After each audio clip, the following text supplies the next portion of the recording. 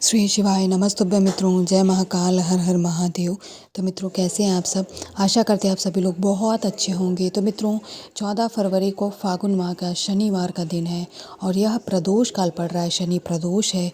तो आप लोगों को इस वीडियो के अंदर 3 उपायों को मैं अच्छे से बताऊंगी, समझाने का पूरा प्रयास करूंगी, जिसमें सबसे पहला उपाय मैं माँ मालिनी के नाम का बताने वाली हूँ। जिस उपाय को करके आपके घर में लड़ाई झगड़े क्लेश हो रहा होगा, आप उन्हें समाप्त कर सकते। तो बिना देरी के और बिना वीडियो को स्किप किए प्लीज़ प्लीज़ प्लीज़ मित्रों लास्ट तक पूरा देखिएगा, अच्छे से समझ के तभी उपायों को करिएगा। तभी मित्रों महादेव जी की कृपा से आपके जीवन की समस्त परेशानियों का निदान होगा। तो जैसा कि मैंने आपको बताया, पहला उपाय आप माँ मालिनी के नाम वाला करने वाले हैं, जिसको सबसे पहले आपको लेना है 1 अक्षत चावल का दाना, मात्र 1 लेना है मित्रों। और अक्षत होना चाहिए, यानी टूटा खंडित बिल्कुल भी नहीं होगा। साथ ही में दूसरी चीज़ लेंगे, वो है बेलपत्री। बेलपत्री भी 1 ली जाएगी मात्र गिनती में, ठीक है मित्रों। तीसरी चीज़ आप लेंगे गुलाब का फूल, लेकिन गुलाब के फूल की मात्र 1 पंखुड़ी की हमें आवश्यकता है इस उपाय के अंदर। तीनों चीज़ें आप ले लेंगे क्रमशः।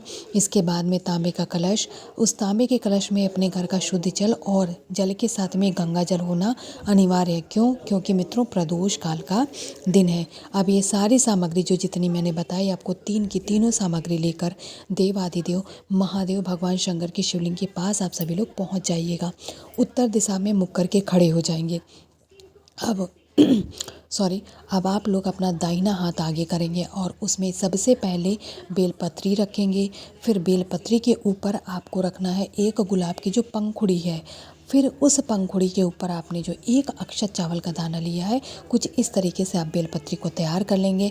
माता अशोक सुंदरी का ध्यान करने के साथ साथ माँ मालिनी का ध्यान करेंगे और माँ मालिनी से अपने घर में हो रहे लड़ाई झगड़ों को, घर में क्लेश, अगर कोई पर्टिकुलर एक व्यक्ति लड़ाई झगड़े करता है, नाक में दम कर रखा, तो उस व्यक्ति का नाम और गोत्र का नाम बोलकर माँ मालिनी से आप लोगों को निवेदन करना है, जिससे माँ मालिनी की कृपा से निश्चित तौर पे मित्रों आपके घर में जो झगड़ा क्लेश हो रहा है वो दूर हो जाएगा और आपके परिवार में जैसे पहले मिठास थी, उसी तरह सबके मन के अंदर मित्रों मिश्री जैसे मिठास हो जाएगी और आपका पूरा परिवार पहले जैसे मिलकर एक साथ, जैसे माला में फूल गुथे रहते हैं, एक साथ में मोती पिरोए रहते हैं, सेम उसी तरह आपका पूरा परिवार एकता के सूत्र में फिर से बंध जाएगा मित्रों। तो सॉरी तो माँ मालिनी पर विश्वास करके आप लोगों को इस उपाय को करना है।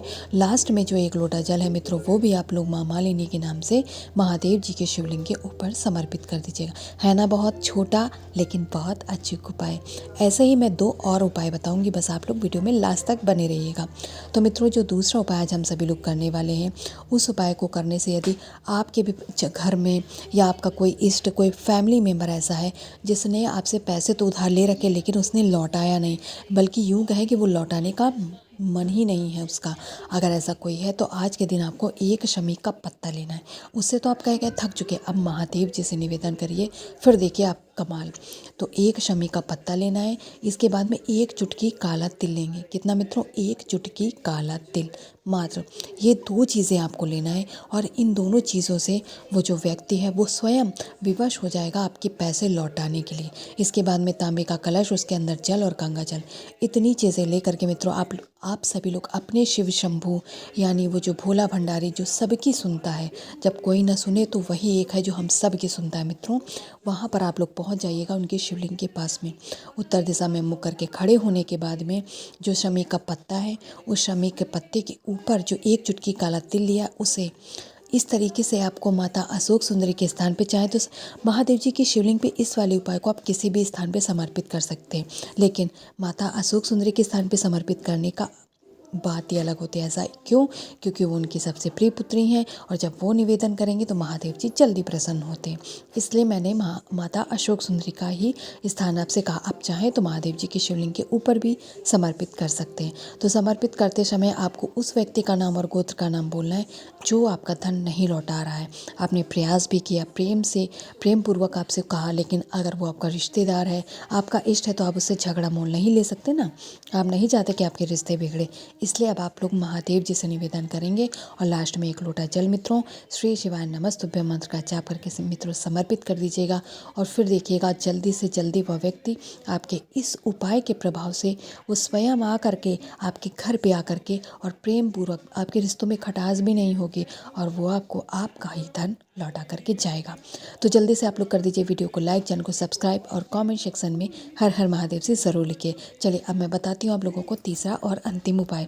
इस उपाय को करने से जब मित्रों जीवन में बहुत आपके कष्ट बढ़ जाए, बहुत संकट बढ़ जाए, अब आपका मन करता है कि मैं रो लूँ, किसी को अपनी बात बता लूँ, अपना मन आप लोग हल्का करना चाहते हैं, लेकिन यह मन में भय है कि अगर किसी को बताऊंगा तो वो दूसरे से आपकी बात बता देगा। तो आप लोगों को जाना है महादेव जी के पास। एक बेलपत्री, एक शमी का पत्ता, ठीक है मित्रों, एक बेलपत्री, एक शमी का पत्ता और लास्ट में एक कनेर का पुष्प, ये 3 चीज़ें ले करके और साथ ही में एक लोटा जल, इतनी चीज़ें ले करके आपको किसी से अपने मन का कष्ट, आपके जीवन में जितने संकट है या इतना ज़्यादा दुख है कि आप किसी से अपना मन भी नहीं हल्का कर पा रहे हैं, तो किसी से मत कहिए, बस इतनी सारी चीज़ें ले करके महादेव जी के शिवलिंग के पास जाइए। जब आप महादेव जी से कहेंगे तो कोई भी आपको इस बात का डर नहीं रहेगा। तो सारी चीज़ें लेकर के मित्रों पहुंच जाइएगा महादेव जी के शिवलिंग के पास में। उत्तर दिशा में मुख करके खड़े हो जाएंगे।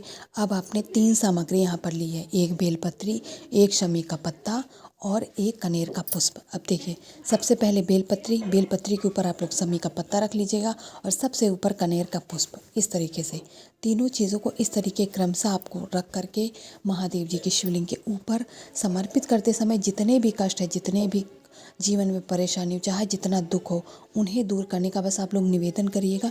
और निवेदन करते समय आपको महादेव जी का एक स्वरूप याद करना है, वो है हाटकेश्वर महादेव, ठीक है मित्रों।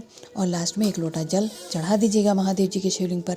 जितने भी कष्ट हो, जो आप कहना चाहते मगर किसी से कह नहीं पा रहे थे, वो सारे के सारे कष्ट आज महादेव जी के सामने कुल मिलाकर आप अपना दिल हल्का कर सकते हैं, मन हल्का कर सकते हैं। और महादेव जी ना किसी से बताएंगे, लेकिन चुपचाप वो आपके कष्टों को हर लेंगे और आपके जीवन में खुशियाँ ही खुशियाँ होंगी। श्री शिवाय नमस्तुभ्यं।